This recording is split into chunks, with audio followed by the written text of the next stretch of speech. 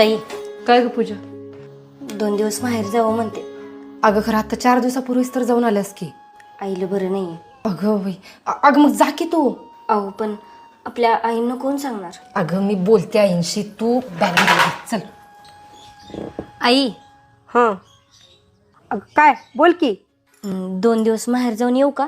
आत्ता 4 दिवस झाले येऊन, तोपर्यंत जातो म्हणजे बॅग भरून तिकडे जाऊन राहायचा की ग.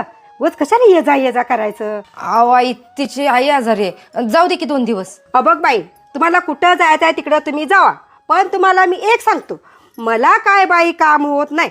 माझ्या गुडघ्यानं मी आलोय खायला. तुम्ही काय करताय ती करा. आई, घरातल्याच कामाचा प्रश्न आहे ना, मी करते की सगळं.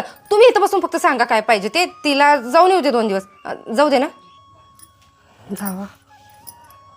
घेतलंस का ग सगळं? थँक्यू ताई, तुमच्यामुळे मला माहेरला जायला भेटल. काही बरं, हे पैसे ठेव. हे कशाला? अगं ठेव. पण तुमच्याकडे कुठून आले? अगं वर्ष झालं बिशी भरत होती, माहितीच आहे की तुला.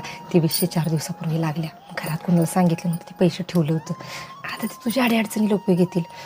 आणि हे बघ, जर तिथं काय वाटलं, लई आईला काय वाटत असेल तर तू थांब तिथं. इथं माझं मी बघते. हां, काय गडबड करू नकोस आणि कशाच टेन्शन घेऊ नकोस.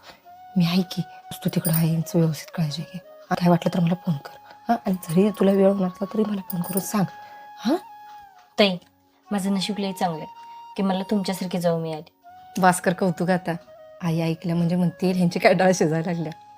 तुला एक सांगू काय, जावा जावा घर फोडतात असं सगळ्यांचं मत आहे.